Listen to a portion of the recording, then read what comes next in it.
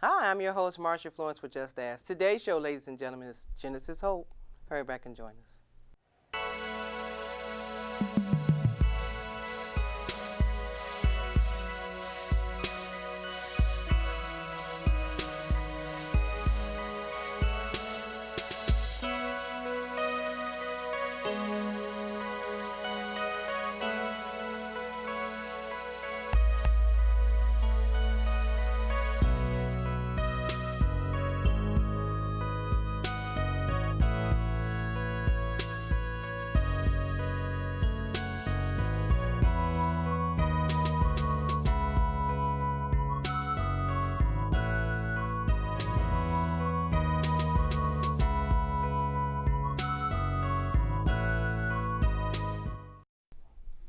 Hi, I'm your host, Marsha, Florence with Just Ask. Today's show, ladies and gentlemen, is Genesis Hope, and we have the executive director herself, Jeanine Hatcher. Good morning, Jeanine. Good morning, Marsha. Thank you for joining us. Thank you for having me. Now, Jeanine, I have to ask you, some of us may not know about Genesis Hope. I do, so I want you to fill us in about your role and information about Genesis Hope. Genesis Hope is a youth development organization. Our focus is primarily on health, and we've been in existence for the last 9 years. And I myself was one of the original founders of Genesis Hope. Okay. Now, being the founder, what made you develop or become partnership to develop Genesis Hope? Well, in 2005, I was diagnosed with lupus, and I am convinced that it is a food-related disease. And so we started the Young Sprouts, is the name of our youth program, to kill two birds with one stone. One, to help young people have a better understanding of the relationship between food and their health, as well as to introduce them to the food industry. Okay. So when you're saying that you believe that the food has an impact on their health based on certain health conditions such as lupus, did you have education yourself to prepare the young folks to understand that some diseases are brought on by foods? Yes. After I was diagnosed with lupus, I spent a lot of time researching, trying to find out ways to be able to live with my disease. Mm-hmm. And I discovered that the better that I eat, the better I felt. And again, doing more research, I discovered that African Americans in particular do not eat enough fruits and vegetables. Okay. And our diets are out of balance. And with our diets being out of balance, that creates an out of balance in our bodies. Okay. And so through our program, young people get to learn how to grow the food. They learn how to cook the food, and they get a chance to not only eat the food, but they also get a chance to sell the food and make a little money. Okay. Now, what is the age criteria for this program? So our youth are anywhere from 14 to 18, mm-hmm. and we also have 18 to 24-year-olds who act as program coordinators in our program. Okay. So within the 9 years, have you been involved all 9 years? Yes. Okay, so what are some of the things that the children or the young people will say actually grow? Collard greens, tomatoes, herbs, kale, bok choy, mm-hmm. All kinds of vegetables. No, it sounds like a little Eastern market to me, but okay. Well, it is, and the young people actually operate a farmer's market. It's called the Island View Farmer's Market, mm-hmm. and Eastern Market Farm Stand is our staple vendor. Okay. And so at our farmer's market, we have had up to 20 to 25 vendors at a time at mm-hmm. our farmer's market, mm-hmm. and that's anything from fruits and vegetables as well as all kinds of artisans and arts and crafts and things that local businesses have to offer. Okay. So it's a well-rounded marketplace, and the young people get an opportunity to learn about being an entrepreneur, mm-hmm. and they get a chance to actually practice what they learn by running the farmer's market. Now, is it an all-year-round program? Because I know here in Michigan, we don't have, I shouldn't say we don't have, but we probably are limited on our spaces during our winter seasons and everything, unless you have what they call, what are those, greenhouses or something? So Yeah. what are the children doing? I mean, what season or what time of the year do you normally notice that the kids are going to be involved in development? So our program is year-round, but we don't grow food year-round, and we don't sell food year-round. In the off-season, because we do not have any type of hoop houses or greenhouses or anything of that nature to extend the growing season, that in our off season, our young people is when they're doing their business planning and they're coming up with their plan for the following season. And by that I mean, for example, they may come up with an idea to create a sauce or something for the following season that they would make and sell at the farmer's market. A sauce? Yes. Okay. All right. So we've done salsas and a barbecue sauce. So are the children pretty much excited when they get into this, or actually I want to know is how is your recruitment measures to get the kids involved? Well, it's a partially paid internship. So I think the money is what attracts the youth, more so than wanting to learn about owning their own business. But that's not the case for all youth. Some youth come into the program with that aspiration already of owning their own business, and they gain the skills that they need, that they can write their own business plan and begin to launch whatever their dreams may be. Okay. All right. So in the interim that they start off is between 14 and 18. When they get past 18, are they automatically what they call, what did you say that the older ones are? They can become program coordinators, okay. and yes, we have had youth that transition along or return each year and have become program coordinators. So yes. Okay. So within the 9 years, how many students would you say you have? Over the 9 years, we've had over 700 youth that have come through our program. Okay. All right. So every year you have this program that comes along and it encourages young people to get involved with learning nutritional value. Yes. Okay. And so do you go to the school systems to help in the Board of Education to become knowledgeable in nutrition, or how does one get involved? Pardon me. We recruit in the neighborhood. Okay. Young people, and then young people just kind of tell other young people. Okay. And we are also on social media. We are not in the schools directly with our Young Sprouts program.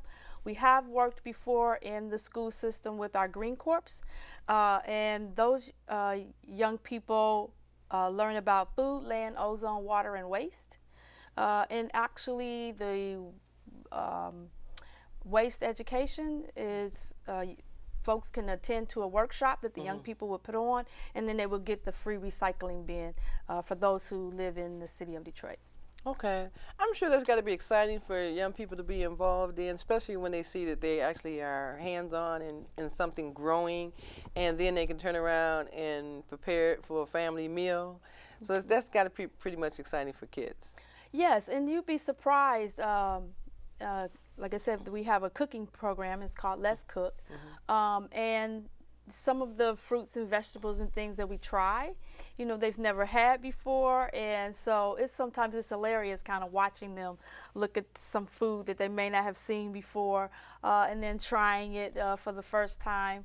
And then to their surprise, it's tasting very good. Oh, yeah. And so, yeah, so what is there any responses from their parents or family members when they, come home and say, guess what I grew today?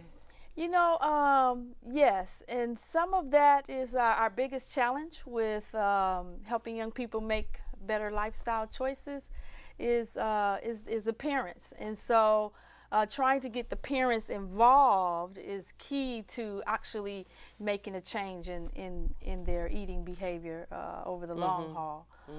Because you might have the young person who says, I don't want to eat pizza anymore, I don't want fried chicken anymore, and that's what's at home, and the parents are saying, well, you may not eat this, but we're going to eat this. Yes. So then the young person is probably educated enough to know how to prepare something for themselves. In some instances, and that's also why we focus on high school children, because they are at that point where they'll soon be making their own decisions. So if we can give them an opportunity to understand the connection between food and your health, we can change a life, really. Okay. By helping whether them it's 1 or 100, we can change a life. Yes. Okay. Well, I tell you what, Jeanine, we're going to go to a break, and we'll be right back with some more good information about Genesis Hope. We'll be right back.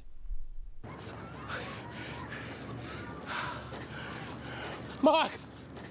Anna! Ooh. Hey, Hey, forgot your lunch. Here. Hey.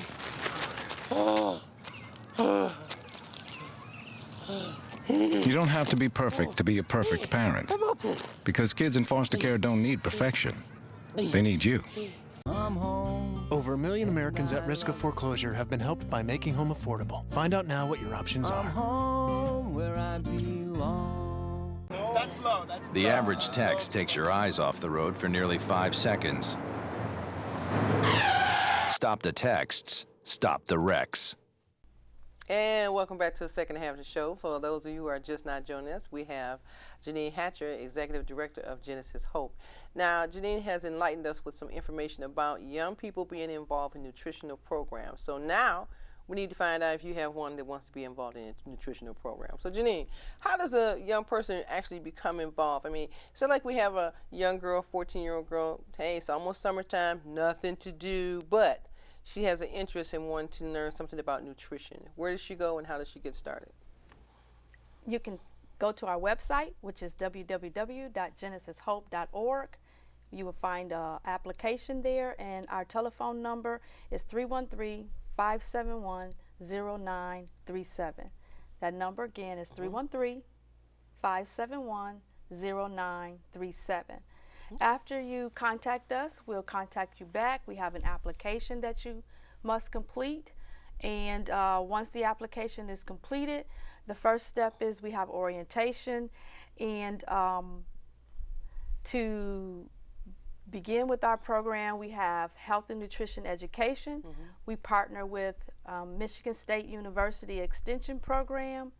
They come in and they teach the health and nutrition and the parts of the cooking as well as parts of the gardening class. Okay. The reason for the gardening, starting with the gardening, is so that they can learn about the plants. And so there's a little bit of science there that they are learning that they don't realize that they are learning. That is the beginning to really understanding your health and nutrition, is learning about how you feed a plant is kind of similar to how you would need to feed yourself. Wow, okay. So really they don't just jump right in it. They have to go through, is it like a week or two training for them to be prepared? It's combined. So you have classroom training in the morning and then you go out in the garden in the afternoon, or vice versa. Okay, okay. Now how does the parents become involved, or do the parents become involved? We invite the parents to a couple of events. One is every Wednesday at the farmer's market. We invite the parents to come and purchase the fruits and vegetables that hopefully their children grew, and or any one of our other vendors at the market. We also have a mid-program for the youth to showcase to their parents. The closing ceremony is the big ceremony for the parents to participate, and that's where the youth get an opportunity to showcase their capstone project, which is their business plan. And so they pitch it to not only their parents, but bankers and other funders, and potentially have the opportunity to have their idea funded. Okay. So why do you think that more education is needed in nutrition? I mean, is there something about nutrition that just eggs you on to say, well, first of all, you said early on, because of your own health challenges, you started to research and learn to eat better. Is that one of the best reasons, or not the best reason, is that the reason that got you started to educate young people, so that if there's these challenges should come on, they would be prepared to know that if it is or isn't food products that's, you know, ailing their health? Yes, and it's more of a prevention. Within the African American population, diabetes, which is a food-related disease, lupus, along with a lot of the other autoimmune diseases, and the list goes on and on, heart disease. These things are prevalent because of the way that we eat. And so it's very important to me to help young people be able to make better choices. When I grew up, I ate what I wanted, I ate what I liked, and did not have a clue of the connection that the food had to my health. And so I just want to make sure that young people are made aware.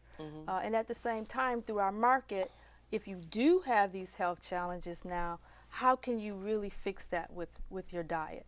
Okay, okay. That's good because a lot of young people just don't know. I mean, we have the high volume of fast food chains in Michigan.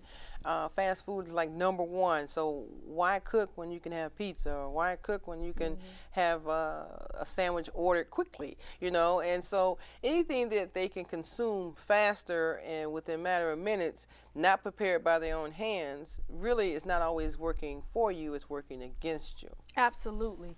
In Michigan, we're the 10th highest obesity rate in the United States. And for African Americans, the obesity rate is 37% here in Michigan. And that's alarming numbers, because that's the first indicator of other health challenges if you continue on that path. Okay.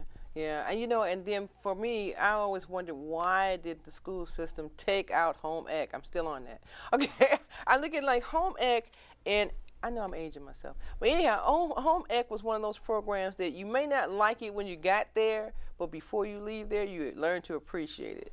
You know, so it's not so much about, well, we had sewing and then we had baking, and just going in a classroom that had stoves, you know, and tables and everything. The generation now, I don't think that the young mothers are truly equipped to know that you can save more money by going in the kitchen and preparing the meal yourself, even if it's something that you just make up and don't know if it's going to taste right, but you tried it, okay? And your children only eat what you give them, so why not learn how to make a meal, even if it's just a vegetable skillet meal? That's why we have cooking demonstrations at our farmers market, and with our young people, they have the Let's Cook class. So during the summer, they will have had 12 cooking classes, and where during those classes they will have made about 2 to 3 different dishes during each class, so that they get an opportunity. And they really do enjoy working in the kitchen. For some of them, it's the first time that they've chopped something. Yeah, for I was going to example. ask you about that, you know, chopping, using the stove, you know. I have a 14-year-old nephew, and when he comes to visit, you know, he wants certain things for breakfast, and I said, okay, let's go in the kitchen. And he's like, oh. So my whole idea to show him in the kitchen is how to handle the stove, okay, and hold the handle of the pan that you're cooking in instead of just letting it go all over the place, you know. Turn the fire down low. And a lot of people don't think that children are unprepared for that. But you send a kid in the kitchen and say, well, boil you a hot dog, they just turn the fire on, you know, and walk out the kitchen. You didn't tell them how long, you didn't tell them how to watch the water or anything. You just sent them in the kitchen, made something, and came on out. Now your house is burned out. So, but I'm saying we need to instill back in this